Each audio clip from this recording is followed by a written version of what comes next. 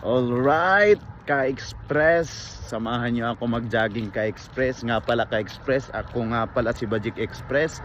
Ka-Express, isang mekaniko dito sa bansang Canada. Alright, sa araw na ito Ka-Express, samahan nyo ako mag-jogging. Magja-jogging tayo dahil Sabado ngayon.